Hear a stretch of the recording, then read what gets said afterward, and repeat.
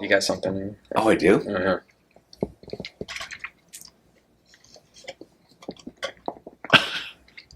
Is it gone? Nope. It's worse somehow. Yeah. Other side. Yep, there you go. Oh, there's some. Lettuce? Do you have lettuce? Oh, yeah, that's better. It's better, but is it gone? No. I'm gone enough. Here's what we're doing. We had a webinar, and we talked about retrospectives, and we had a lot of questions as a result of the gobs of information that were streamed through the interwebs about retrospectives. And I have here the collection of questions, and we're tear through them really quick. Ready? Yeah. Ready? Let's go. Yeah. Let me see your teeth. Yeah. Clean as a whistle. Question 1. Can we get that clean? How do we do retros if we're not even a scrum team? That one feels pretty easy. You just block off some time and do it. There's nothing about it that says you have to be doing Scrum to stop and look back. Yeah. Anytime you've got a bunch of people working together, that's a team. And that team should regularly get together and say, how can we work better as a team? So just do that. So the answer is the same way you would if you were a Scrum team. Just not. Yeah, you might not have it on the calendar regularly as a cadence, but even if you're doing Kanban, it's valuable to put it on the calendar with a regular cadence. Or if you're just like a collection of people trying to get something done on the side, put it on the calendar. Just put it on the calendar. Just do it. Answered. All right. Courtney asks, that first question was anonymous. Question 2, if you start to notice conflicting goals, I had to rewrite these because it was taking too long, so I paraphrased. Sorry, Courtney. Question 2 from Courtney, if you start to notice conflicting goals between or within teams or with leadership, how do you begin to close the gap? I think that the retro is first and foremost what the team can control. And oftentimes, whatever leadership is trying to work on, whatever their roadmap is, that's probably separate from the teams. So easiest way to do it would be to focus on what is within our sphere of influence and probably start there. If you see that contradicting direction from leadership, that's when I would probably use the Scrum Master as a facilitator between those two parties to see why there's a difference of opinion. Yeah, I think it's good. I think, too, in the context of the retrospective, if the retrospective elucidated this conflict, if you noticed it because you had the retrospective, that's only good. Answered. Okay. Answered. Maybe crumple? Crumple. Yeah, crumple. Answered. Oh, that was good. I think I like that. All right. You're doing this in slow-mo, right?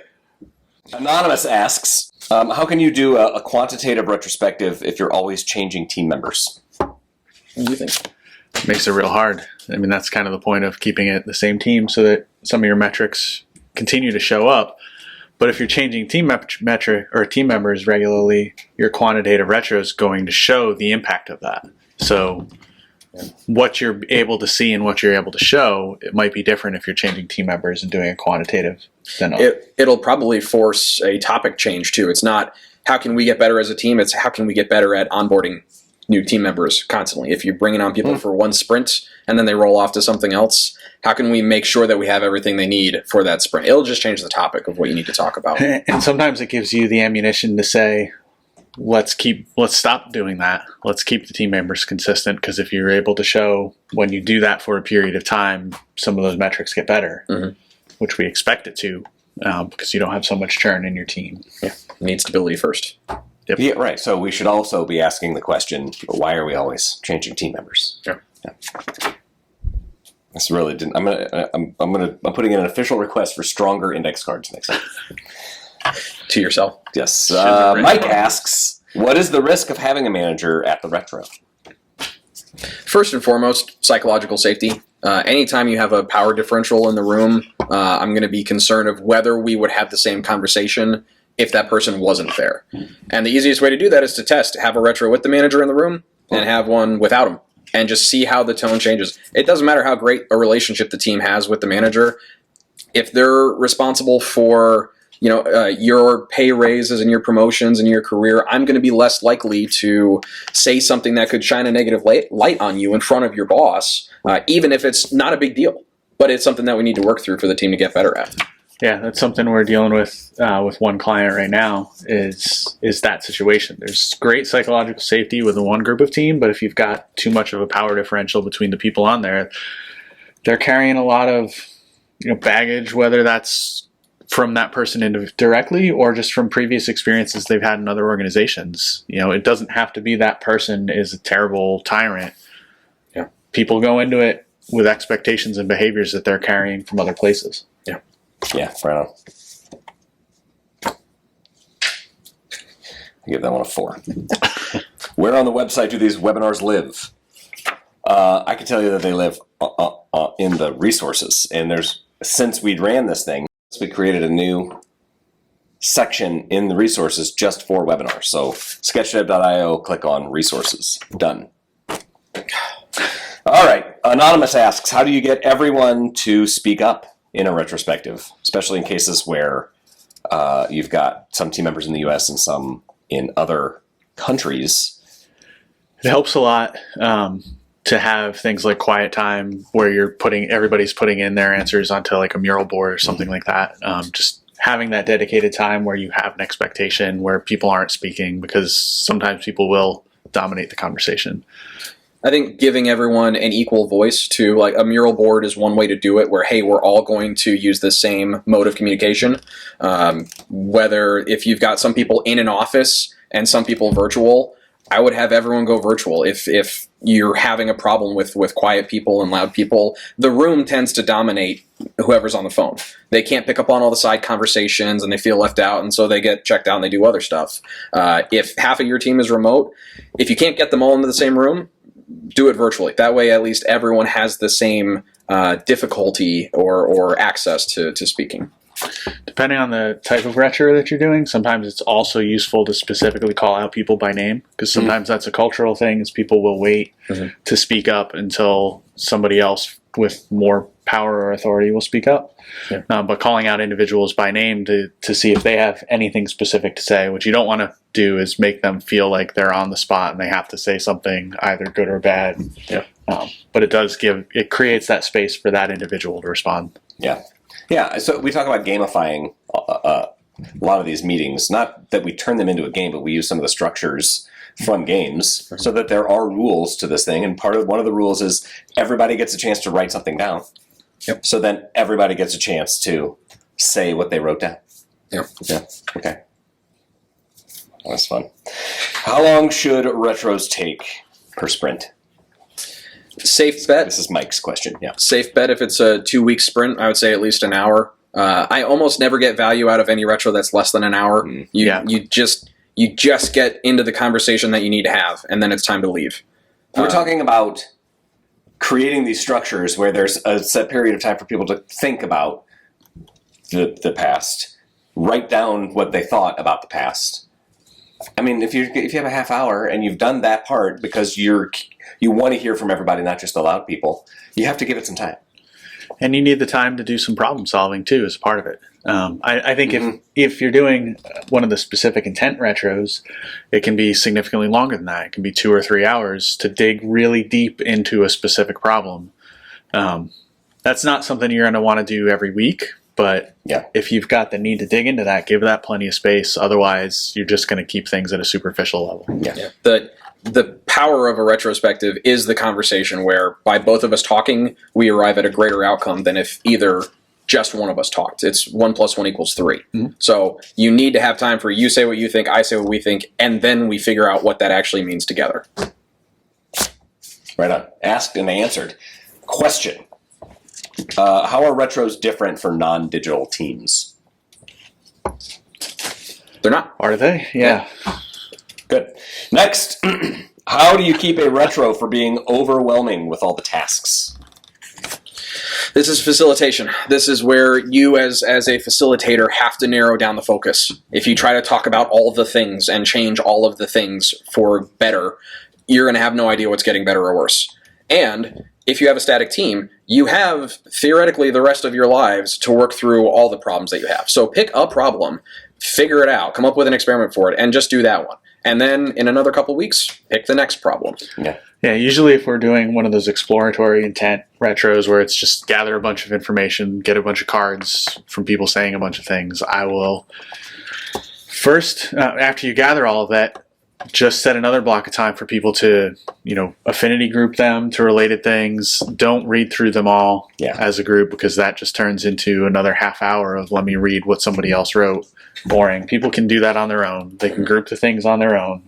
Yeah. They can vote on the things on their own, and then you have kind of a prioritized list to go through. Yeah. And you go until you hit a spot where you're running out of time, or the value that you're getting by going into deeper level things. And I think depending on your relationship with the team and the how the dynamics of it are, you can put your finger on the scale a little bit too. If there's something that you, as an unbiased observer of the team, have been seeing a trend or a theme with the team struggling with it, and someone brings it up, you can kind of suggest, hey, let's spend a little more time on this topic.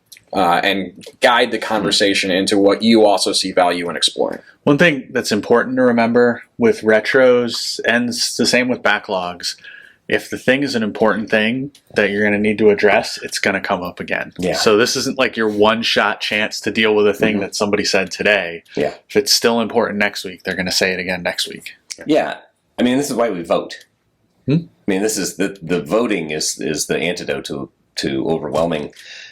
And honestly, overwhelming, isn't that the other end of the spectrum, the other end of the boring spectrum? Like, if all of this feedback is overwhelming, that's some engagement we should be proud of. Absolutely. Great. All right, Dana asks, are metrics appropriate for individual performance goals? If I remember right, this one was about team-level metrics. Things like velocity, about who's moving, stories across the board. And I'm going to say absolutely not. You will never be able to use team metrics to gauge individual performance. A perfect example of this is in Jira, you can see who's assigned a card at any given time. And so if you see all the people on the team have one card, you're assuming everyone's equal. But what if all the cards are assigned to the same person? Because that's your QA tester, or that's the person who approves it. If you go off of that metric, you're going to have a radically incorrect assumption of what reality looks like. If you're in touch with the team, it's going to be clear if there's performance issues or not. You don't have to rely on versioning history or check-ins and checkouts to know who's pulling their weight or not. Yeah, I mean, I think you're getting into how much are the individual metrics. Is there room for team-level metrics in evaluating a person's contribution or evaluating a person on a team? Like you said, if a person's not pulling their weight on a team just because like you can't really be a part of a team and know that and be working with the team day in and day out and not know that that person's not pulling their weight unless your team's so big that people are able to hide. So I think it's useful to look at team level metrics to see is the team successful or not, and then dig into that, into why and why not. But that doesn't really get into your bonuses based on what the team level metrics are. Yeah, right. There are individual indicators of performance that should probably be handled separately from the team. Absolutely. Yeah. Yep. Great. I hope that looks good on camera. Okay. Anonymous asks, how to celebrate a win with remote teams? How can we celebrate wins when the team is remote? This is a great time to test to see what you can get away with as a facilitator. Can you get budget for team activities? Can you get everyone in the same room, even if it's just once a year or once a quarter? Aim for that, and if not, how close can we get to that? So have some free time set up after hours where we're still going to meet and we're going to get together. We can all do an activity. There's lots of virtual games you can play, just like you would celebrate a success by everyone going to a local bar or bowling alley or something. Do it virtually, make it not about work for a little while, and just have fun where you can relax, enjoy the dopamine, and feel great about each other. We've done stuff virtually where you send out gift cards to Grubhub or something like that, where the person is expected to just go order their own food, and then you have kind of a Zoom meeting or a Teams meeting where everybody's doing that. John's running around delivering drink materials to people, and we had kind of a Disgusting buttery cocktail. teacher. Disgusting. That thing was a stick of butter Yeah, Which in is a cup this big. that's right. I don't understand the problem with this, but James clearly has. I saw a great one where someone sent out painting kits to all of their team members, and it was kind of like that painting with wine class that people go and take, and everyone just got to watch each other ridiculously paint terrible, by the numbers Bob Ross style. But they all did it as a team and just had fun with it. Love it. How about tips for introverted teams? If it's a team versus a team member, typically it's rare that I see a team of entirely introverted people. You're usually going to get into, you've got loud voices and quiet voices. If it's an entirely introverted team, a great tip that you gave me actually was to prepare them ahead of time so that they know what's coming to the retro, know what questions they're going to ask, and give them time to prepare their answers. Introverts typically don't like to be surprised. So if you give them a chance, hey, this is what we're going to be covering in the retro, this is the topic, come prepared, they will usually show up with great insights and things to talk about. Yeah. You can break a retro into 15-minute chunks for some of that, like 15 minutes one day for the time gathering. Gives the folks who really like to take the time to think through either their responses or how they're going to respond to the next thing, that space to come up with what their answers are going to be, and it improves the collaboration of groups like that. Yeah, nice. Also, just the writing piece of it, where it's not, the teacher in front of the classroom, okay, raise your hand if you have an idea for what could have gone better. Yeah. But give them the opportunity to think it through and write it down and then gather it up. That quiet space, the capturing everything, the 2 to 5 minutes of just write your stuff out. Yeah. Helps a lot with introverts. That's right. Good. Definitely cut that in post. I'd say you're getting better, but... No, well, these are getting worse. Sure. Specific recommendations for 100% remote and distributed teams. I think probably the same. Yeah. Use a whiteboard tool. Make sure that it is synchronous communication. You can do some asynchronous, but still get everyone in the same virtual room at the same time, and have something like a mural or a Miro, or Teams has a whiteboard, Zoom has a whiteboard, something that people can put thoughts on and group them and vote on them. Yeah. And I know it sucks, but I would put cameras on and see how hard you can push the team to get 100% cameras on. It's an hour every couple weeks.